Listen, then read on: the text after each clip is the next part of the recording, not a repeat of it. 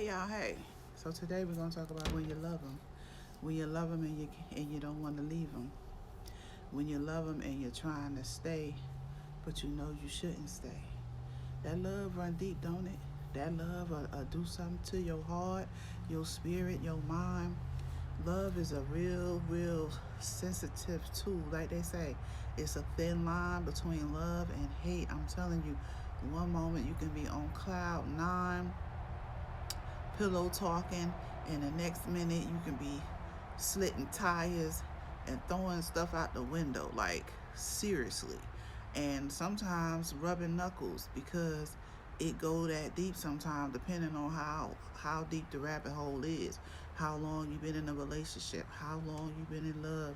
And for some, it's, you mine, that territorial love, that's the scary love. That's that toxic love when you think that the person belong to you, literally, like you start owning them and claiming them body parts and all that sick stuff.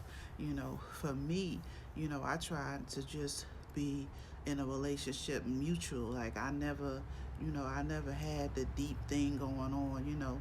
A lot of times I was in relationships to just, have a good time. I wasn't, trying to own nobody. I'm not a person who be, where you been, give me your phone, why you ain't answer my call. I was never that. But it's a lot of that going on. And so as I speak to my community and the young people that's coming up, because it's time for us to start trying to shape the new generation. Wherever we went wrong in the old generation, we need to try to use our life lessons and shape the new generation. So for me, the new generation, I'm saying, love is love and love is beautiful. But when it ain't beautiful no more, you're going to have to make a personal decision. You know, if you see somebody in a relationship with you, man or female, who feel like you in a ownership, or you feel like it's toxic, or you feel like it's narcissistic, you need to make a decision. Like, if you feel unhappy, you crying in the shower. I know for us old heads, it's like, silent hurts. We keep things in, and we just be crying in the shower, and going to our girlfriends, and back in the day and stuff like that. But today it's a new day. Like, y'all don't have to do all that, because it's a lot of self independent people in the world. I feel like if you out here taking care of yourself and you loving yourself and you can provide for yourself, don't nobody need ownership papers on you. You own yourself. And love is love. Like I said, why should love be harmful? Why should love be hateful? You sleeping with the enemy in 2024. That's crazy. Like, we need to get to the point where if it ain't fun and you having a good time, then leave that alone. All that toxic, ownership stuff. I don't know where it came from, but it need to go back where it come from. Don't bring it in 2025. You know what I'm saying? And I love my young people. I love y'all, the LGBT community, the heterosexual community. I love everybody. But I just got a thing for that LGBT community because I have a lesbian daughter. And a lot of people give me a hard time because I love my daughter, which I think is crazy. And so that just make me love her even more. You know what I'm saying? Because God gave me her, and he gave me one job, to be her mother. So he ain't tell me to worry about what she doing in the bed. He ain't tell me when she get grown what she should do and what she, no, he ain't tell me that. He told me to train up a child in the way that they should go, that they may not depart from. And my daughter is old enough and wise enough to make her own decisions. She's old enough and wise enough to know that God is going to judge her and not me for what she does. So all I got to do for God is be her mother. And that's a lot of things that people don't get, that's turning their kids away in the systems of the LGBT life. You turning your kids away, but God is looking at you, man. Like, I mean, what are you doing? Like, I mean, I understand you got your rules in your house and you got your values and things that you believe in, but the one thing you not doing is raising your child and loving your child. That's what you're supposed to be doing. But I'm not neither here or there with that, because I ain't no judge, and to each his own, and that's just my opinion. But I'm here to say today in this video, love yourself. And if you loving yourself real good, people gonna love you real good, because they gonna see you loving yourself.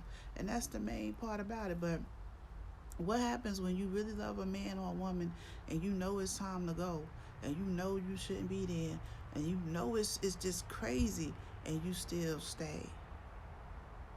I'm gonna pray for that type of love because that's the love that's out here more than any other love. The love when you know you're supposed to stay and you know you're supposed to leave and you still stay. People staying for circumstances, finances, arrangements. People got all reasons why they staying, but they don't got no reason why they loving.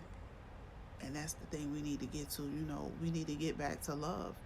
We need to get back to love in relationships because if it's a loving relationship and children are involved, the children will see love abide. And even if there's no children involved, people need to just see love.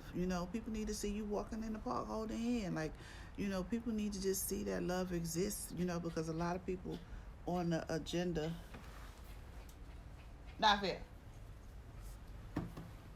A lot of people on the agenda of, just the toxic side.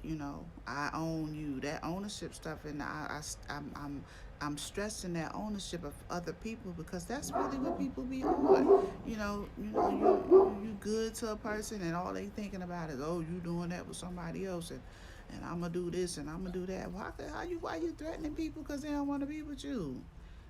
That's that insecure relationship. That's that insecure love, and you got to be careful with that. So, me as a 51-year-old, look here, I'm single for dingle. I'm single for mingle. Like, seriously, like, my kids are grown. I got a granddaughter. This world don't owe me nothing in the relationship department. I done it all like Charlotte Lowe. You feel what I'm saying? And I'm still here. That's why I'm telling my stories, and I appreciate y'all for listening. But at the end of the day, in the beginning of the morning, you got to love yourself. That's where it all played a part at.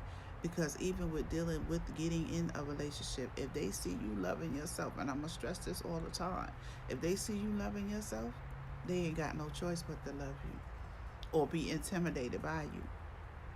You know what I'm saying? Most of the time, that happens too when people they I don't know, it's like a game, it's like a toy. Let me see if I could get her, let me see if I can get him. I don't play them games is dangerous. So I advise this new generation, if I could leave something with you, be careful with your choices. When you choosing, think about the long term, not just the right now.